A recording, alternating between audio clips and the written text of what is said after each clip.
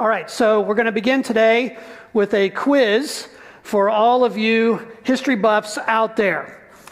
I want you to turn to the person next to you and give your best guess and answer to this question. What happened on April 11th, 1954? Go ahead. 15 seconds. 15 seconds. April 11th, 1954. Anyone? Anyone? Anyone? No?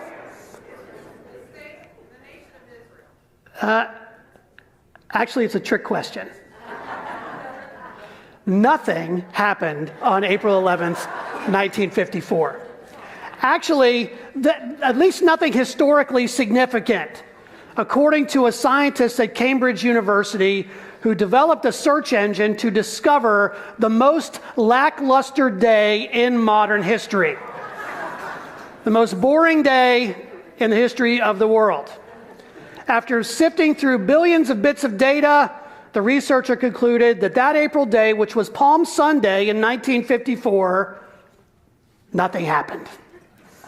Nothing historically significant happened that day unless you count an election in Belgium.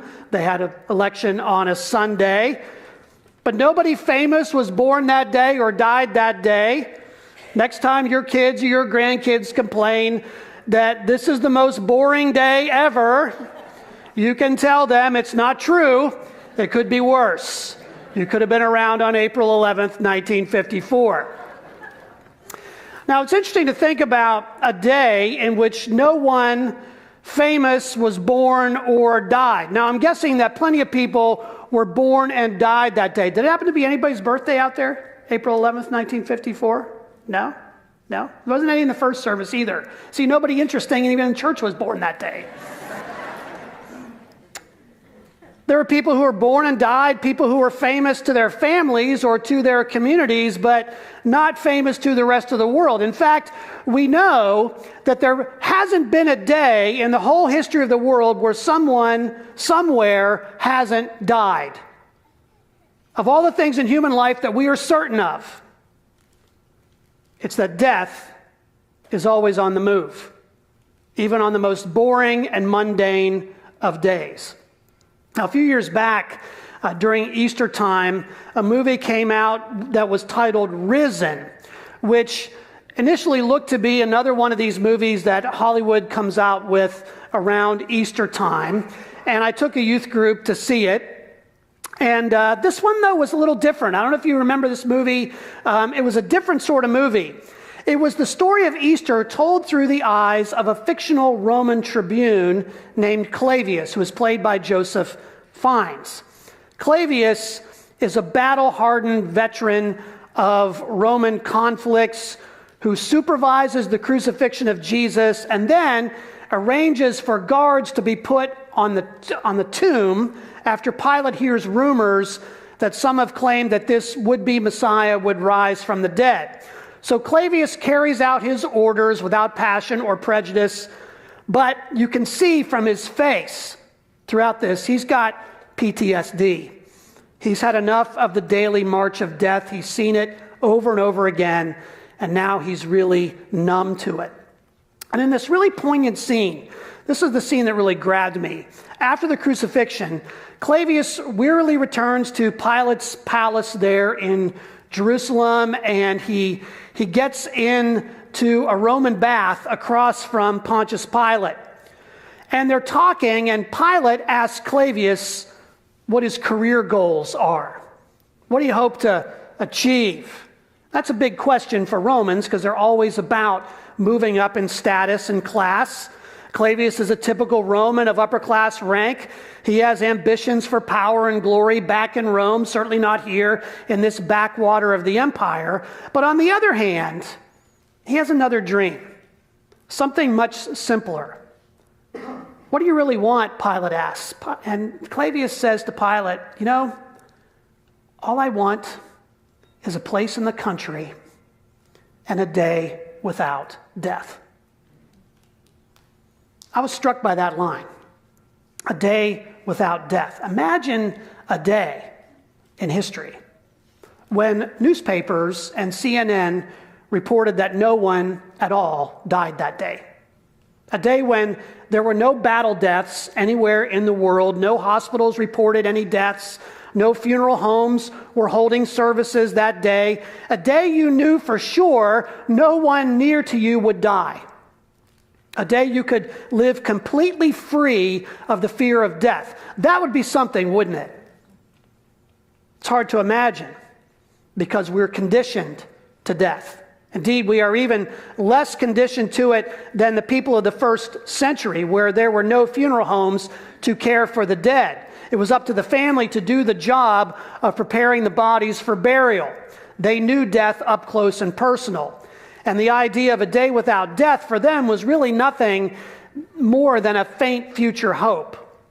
The Romans, like Clavius and Pilate, believed in a murky spiritual underworld from which no one returned. The Jews had this idea of the resurrection of the body, but that was for a far distant future. It was a typical Sunday in Jerusalem. Ordinary day. Remember, in the Jewish world, Sunday is Monday. It's the first day of the week. It's a day that held no historical significance to anyone in the Roman Empire.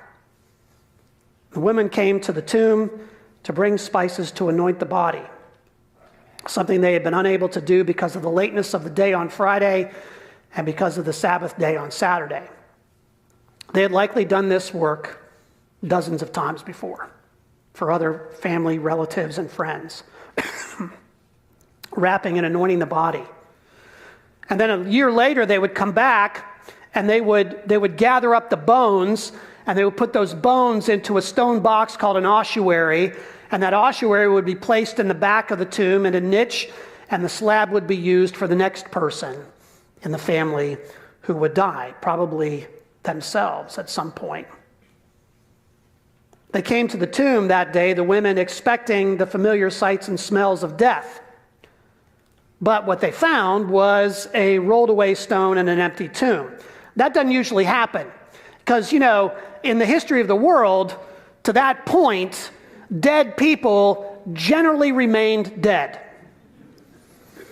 especially those who were executed by the Romans. The Romans knew how to execute people. They did it in interesting and disturbing ways, but they made sure the job was done.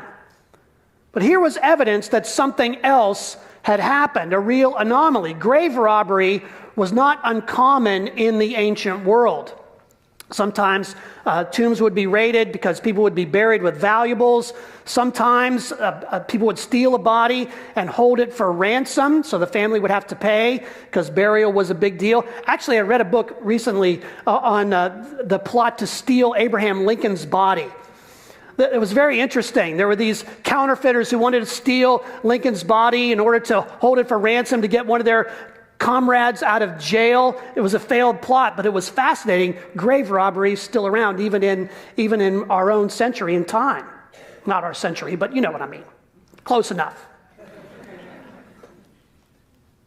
And so you have this idea that the body's going to be taken. So the Jewish leaders were afraid that the body of Jesus might be stolen by the disciples, that they would take it away and then claim that Jesus had been risen from the dead, which is ridiculous on many levels, because why would you claim something that you knew was wrong, knowing that you'd get killed for saying it?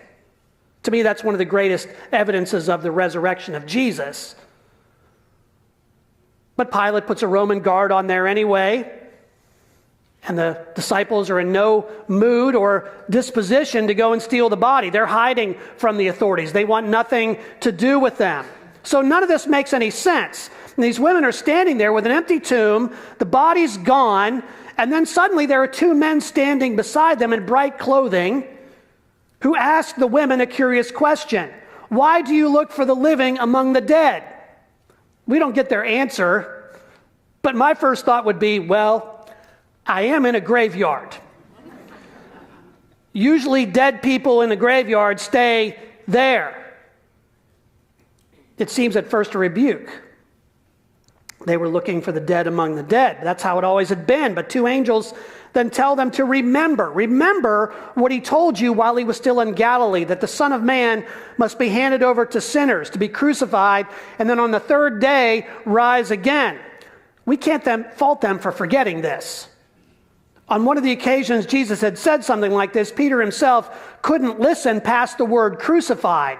That was a word that struck terror into every person in the first century world. That was something from which no one came back. But here was an empty tomb. And here are two angels telling them what had happened, and the women remembered. Like the women and the disciples, we tend to only remember hearing about death because it's so prevalent in human life.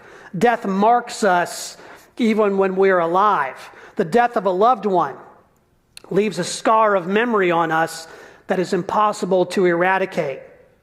I mean, when you think about that, you can vividly remember where you were when you heard about it, the feel of the casket, the smell of the flowers, the sound of weeping. Those memories come instantly flooding back to us. Gathered there at the tomb that morning, the women would have remembered what happened on Friday. The gruesome torture of crucifixion, the labored, gasping breaths, the blood and the screams, the barking orders of the Roman legionaries, their mocking laughter. The memories of death were still very fresh. But the angels called them to another memory, a memory of life, of hope, and of promise. See, biblically speaking, the word remember isn't just a matter of recalling the past. It's a way of bringing the past into the present and into the future. Staring at the empty tomb, the echoes of the angels' words still in their ears, the women would now have a completely different memory from this day forward. They would remember a day without death. Not just as a thing that happened long ago on a Sunday, but as a new reality in the present and a promise for the future. This is Paul's point in the New Testament reading from 1 Corinthians 15, which is Paul's magisterial work on the resurrection of Jesus. I encourage you to read that whole chapter because he brings all of this together. He says this is the crucial hinge point, really, in all of history. This was the focus of the entire gospel, the good news about Jesus Christ. Because the day that Jesus rose from the dead was the day that death itself was put on notice that it was coming to an end. That a day without death is not only Jesus' past, but it's also our future. The trumpet will blast, says Paul, and the dead will be raised with bodies that won't decay. And when that decaying body has been clothed with what can't decay, and the dying body has been clothed with what can't die, then this statement in Scripture will happen. Death has been swallowed up in victory. Where is your victory, death? Where is your sting, death? Thanks be to God who gives us the victory in Jesus Christ. A day without death. Can you imagine it? How about an eternity without it? The one who was fully human and fully divine has taken on the powers of sin and death directly and defeated them, opening the door to a deathless future for all who will follow him. We read from Isaiah the prophet in Isaiah 11, the vision of the peaceable kingdom, a vision where the lion and the lamb lie down together. That's a vision of a world without death, not managed by tooth and claw anymore, not managed by violence, but rather peace and harmony. If you turn to the last book of the Bible, indeed the next to last chapter, Revelation 21, it describes it this way. John says, "Then I saw a new heaven and a new earth, for the former heaven and the former earth had passed away. They'd been transformed, and the sea was no more. I saw the holy city, New Jerusalem, coming down out of heaven from God, made ready as a bride, beautifully dressed for her husband. And I heard a loud voice from the throne say, 'Look, God's dwelling is here with humankind. He will dwell with them, and they will be his peoples. God himself will be with them as their God. He will wipe away every tear from their eyes. Death will be no more. There'll be no more mourning, crying, or pain anymore, for the former things have passed away.' And then the one seated on the throne said, 'Look, I am making all things new.'" Notice the movement here. We are not simply talking about our souls going to heaven when we die, enjoying a future of drifting on clouds and plunking on harps. That is a boring caricature of biblical hope. I remember when I was in Sunday school as a kid in 5th grade, I had the greatest Sunday school teacher, Mrs. McElhatton. She was fantastic. And I loved the way she taught. She was passionate about teaching the Bible. And she always wore those sort of half reading glasses on a chain. You know what I'm talking about? You know, she'd put them up and she'd teach us. And then when she wanted to make a salient point, she would rip those glasses off her face and let them dangle. It was great. And I remember one day we were talking about eternity and things like that, and as 5th graders we were curious, and one of the kids asked, Mrs. M, what will heaven be like? And she went, oh. She said, heaven is going to be awesome. It'll be like church forever.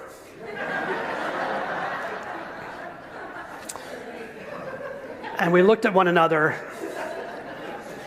and we wondered about the alternative.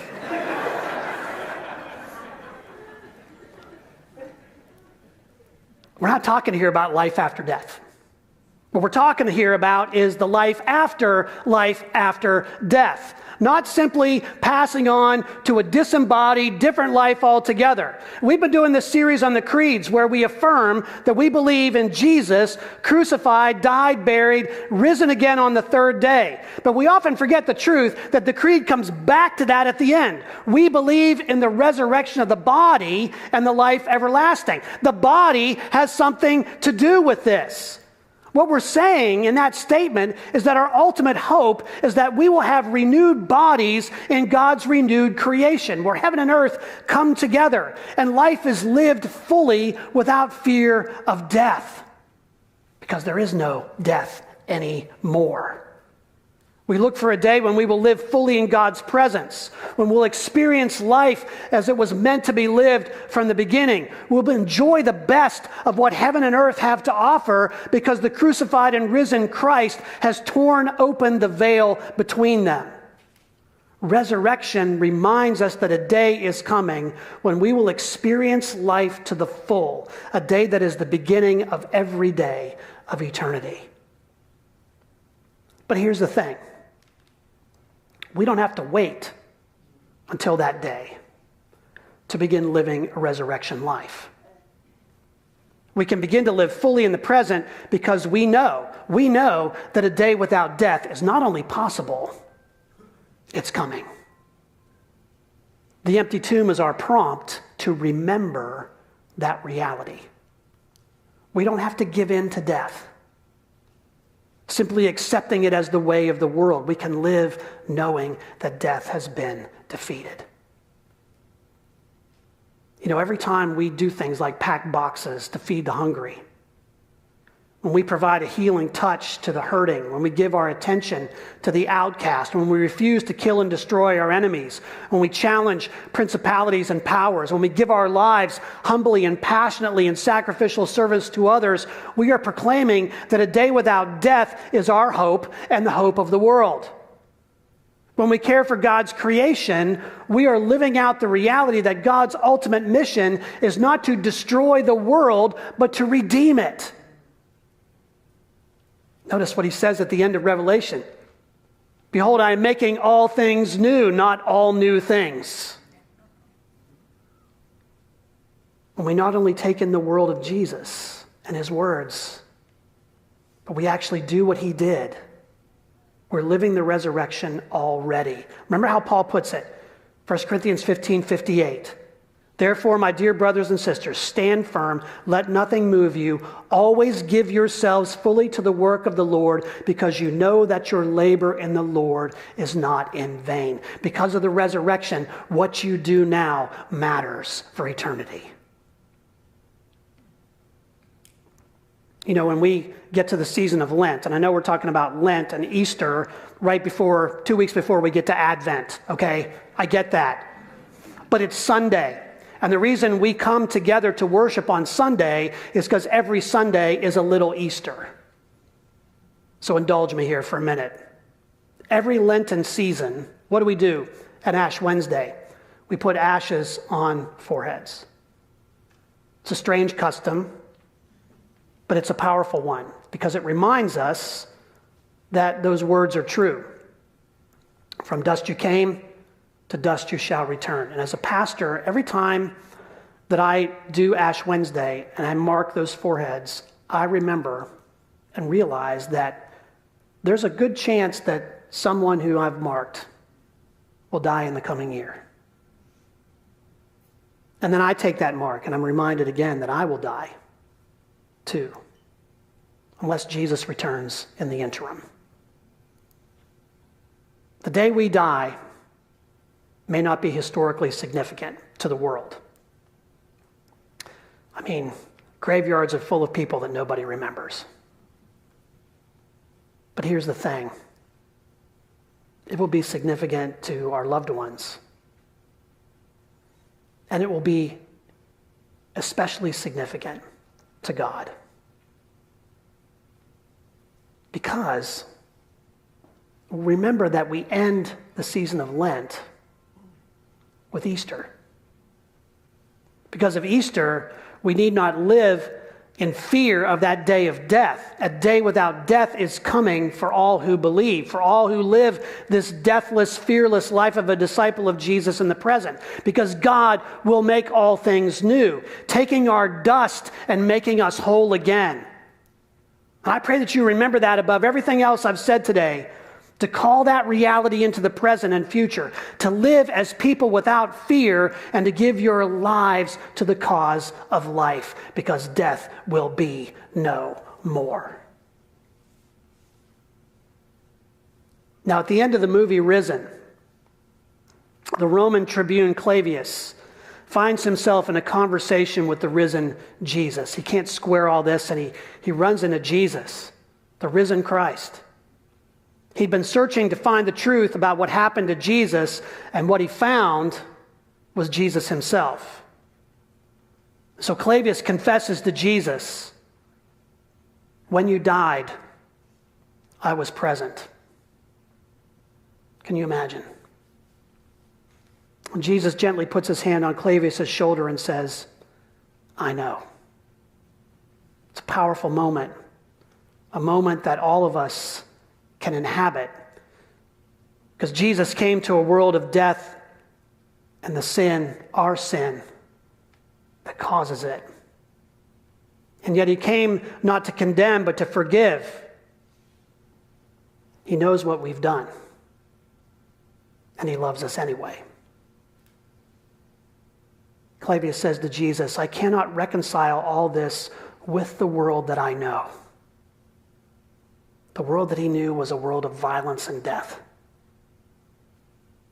The resurrected Jesus reveals to him an alternative world, a world without death. And so Jesus asks Clavius, "What do you seek? A day without death? What do you seek?" Friends, the good news is that there is a coming day when all funerals will be canceled forever. A day without death. Indeed, an eternity without death. We believe in the resurrection of the body and the life everlasting. Let us live as though we believe it. Amen.